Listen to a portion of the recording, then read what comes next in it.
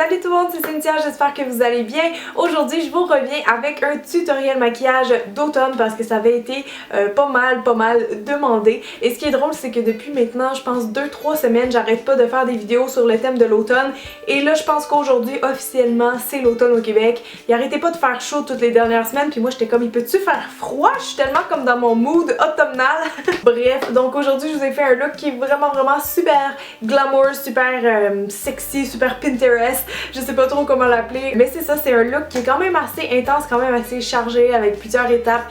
Ça me tentait vraiment de me gâter puis de faire un tuto dans ce genre-là, mais je tenais juste à vous dire avant de commencer que c'est un look qui va bien aller à toutes les couleurs de yeux et toutes les couleurs de peau. Donc tout le monde ici peut l'essayer et si jamais vous le faites, ben envoyez-moi des photos sur Facebook, Twitter, Instagram. J'aimerais vraiment voir votre reproduction du look. Donc sans plus tarder, je vais vous laisser tout de suite sur les étapes pour pas perdre trop de temps. Are you ready? Ok, alors la première étape c'est de mettre la base et ces temps-ci il faut que je teste la Air Patrol de Benefit, donc je vais poursuivre mon test avec vous.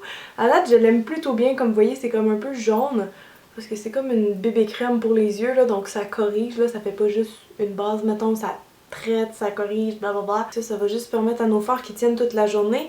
Puis ça fait une bonne base qui est plus uniforme au niveau de la couleur de la paupière. Maintenant pour les couleurs des yeux, c'est sûr que je voulais aller aujourd'hui dans quelque chose de super automnal, donc je voulais regarder des petites inspirations sur Pinterest et j'ai trouvé plusieurs photos que j'aimais, entre autres ces images-là. Vous avez Rihanna, ici sûrement une blogueuse que je connais pas, Cara. Donc c'est ça vraiment mon inspiration aujourd'hui et j'ai trouvé que la palette Vintage Escape de Cargo était parfaite pour ça. Donc on va commencer au coin interne comme d'habitude et s'en aller vers le coin externe et ma couleur la plus pâle ça va être le Crisp. Crisp. Alors cette couleur là qui est un petit peu comme jaune doré. Donc ça c'est notre gros beau point de lumière au coin interne. Maintenant je vais aller prendre le fard Rustic ici qui est une espèce de cuivré et je vais appliquer ça avec un pinceau plat partout sur la paupière mobile. Donc c'est notre deuxième couleur moyenne que je tapote à côté de l'autre fard et ensuite après bien sûr on va aller les mélanger ensemble. Vous voyez comment les fards sont pigmentés dans cette palette là, c'est quand même assez fou. Je vais juste mélanger avec le pinceau précédent et je fais un petit mouvement un peu comme de va-et-vient. Moi dans ce look là je veux vraiment garder assez de couleurs orangées sur les yeux, donc je vais prendre la teinte automne justement ici qui est une espèce de petit orange neutre mat avec un gros pinceau comme ça estompeur et je vais aller comme fondre ma couleur cuivrée vers le sourcil. Donc on y va doucement et on étire la couleur. C'est deux couleurs qui vont, comment dire, s'emboîter très bien. Là, je vous avertis, il risque d'avoir pas mal de couleurs dans ce tuto-là. Je vais prendre la teinte Hot Cocoa, qui est comme une espèce de brun pâle, brun moyen, avec un pinceau rond pointu, pour être un peu plus précise, parce que là, on va comme descendre dans notre ombrage. Je vais mettre ça vraiment ici, donc après le cuivré. Donc dans le fond, je mets ça entre le cuivré et le orangé. Et ensuite, la couleur la plus foncée que je vais utiliser, c'est Chestnut ici, une espèce de brun foncé mat avec un autre pinceau rond mais super pointu au bout, donc je vais y aller assez précisément. Donc je l'applique vraiment comme ici au coin externe, comme si j'allais faire un peu mon eyeliner tout de suite.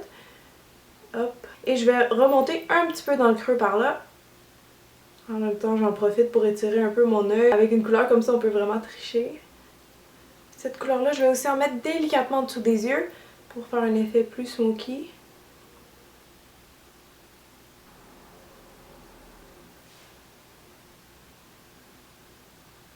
Bon, là j'ai le goût d'essayer de quoi, je sais pas trop comment ça va sortir, mais je vais prendre l'ombre soufflée suprême de Lisoitier en Wonderland, pardon, qui est comme une espèce de cuivré que je vais juste aller comme doucement tapoter pour aller comme prélever les petites micro-paillettes et attention, ah!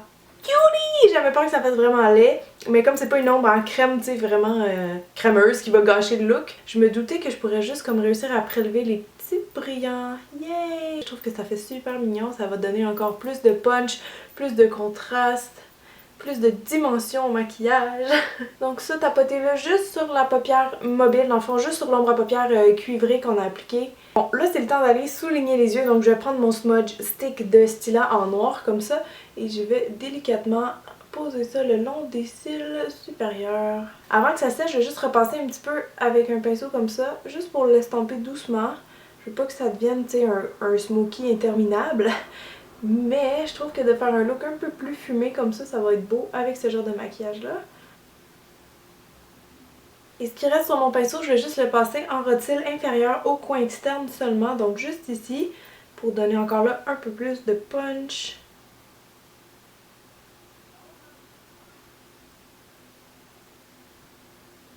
Bon, alors là, j'ai juste de recourber mes cils et je vais appliquer le mascara Dramatique Intense 3D Volume Mascara de Lise Watier. Il y a des petites fibres dedans, je suis en train de le tester hier, je pense pour la deuxième fois. Puis avec une couche, je vous avoue qu'il m'impressionne pas tant que ça, mais avec deux couches, il fait vraiment un effet faux cils.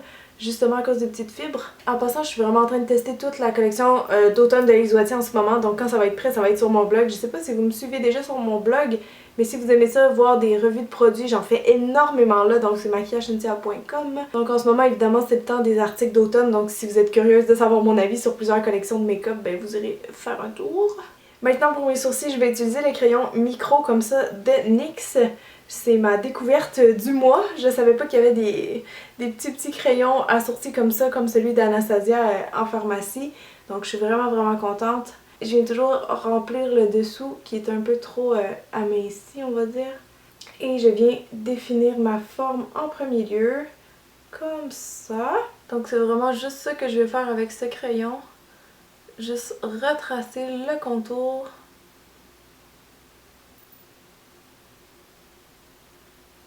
Donc ça c'est toujours la plus longue partie. Ensuite je repasse toujours avec un peu de poudre à sourcils juste pour remplir davantage et les rendre plus comme la couleur de mes cheveux.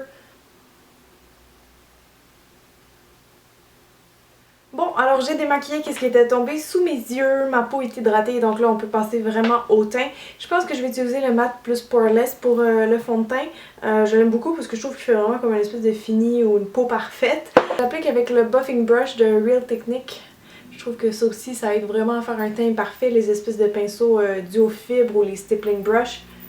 C'est vrai que mes pores sont pas super apparents là, mais j'en ai quand même des plus dilatés dans le front puis autour du nez, donc avec ce fond de teint là, je trouve que ça fait vraiment une bonne job pour les minimiser. Maintenant pour les cernes, je suis en train d'appliquer le stick correcteur de Bourjois qui ressemble à ça. Je vais l'estomper avec un pinceau juste pour être plus précise. Quand on fait des looks comme ça, très foncés ou avec des couleurs un peu rouges, là, c'est toujours important de faire bien son cache-cerne, sinon vous allez avoir l'air malade. J'en mets aussi sur mon petit nez rougi par le rhume. Est-ce que vous pouvez croire qu'après 3 semaines, je mouche encore? C'est incroyable. Je sais pas c'est quoi ce virus que j'ai attrapé, mais je vous souhaite pas de l'avoir. Moi personnellement, je poudre toujours mes cernes parce que sinon je trouve que ça tient pas toute la journée. Donc pour ça, j'utilise cette petite poudre là de Makeup Forever. Et ensuite, je vais utiliser le côté plus foncé pour mon creux de joue. Avec le restant de poudre sur mon pinceau, je vais juste passer ça légèrement dans mon front pour matifier et fixer le fond de teint un petit peu. Donc je prends mon petit pinceau comme ça et je vais glisser le fard brun dans mon creux de joue.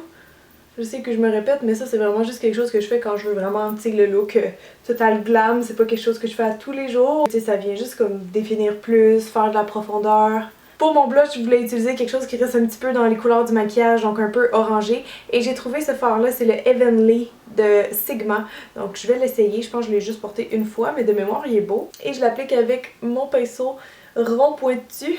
Il est quand même assez flash là, je vais l'estomper après.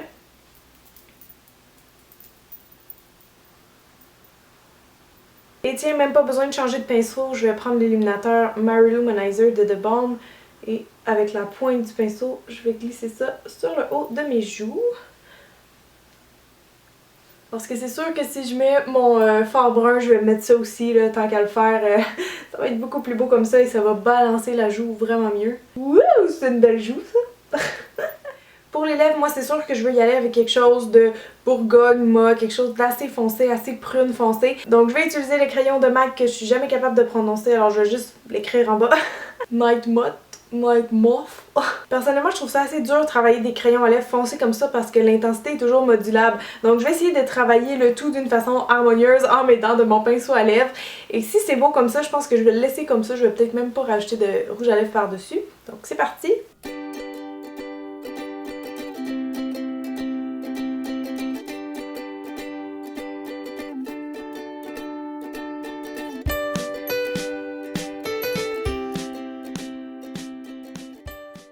Donc voilà ce que ça donne pour la bouche. Comme je vous l'avais dit, c'est un prune très foncé. Perso, j'aime ça parce que je trouve que ça fait vraiment edgy et ça a un petit côté un peu poupée aussi, j'ai l'impression.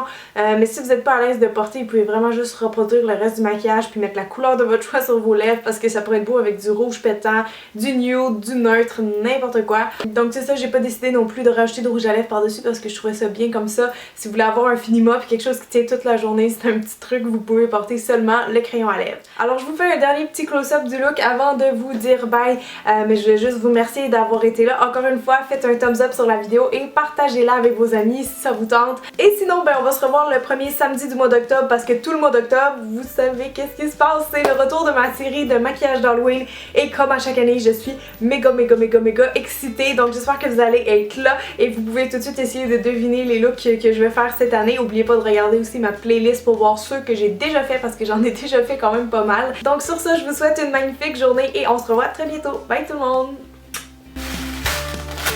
Qu'est-ce que c'est? Oh! Oh, c'est une couronne de fleurs!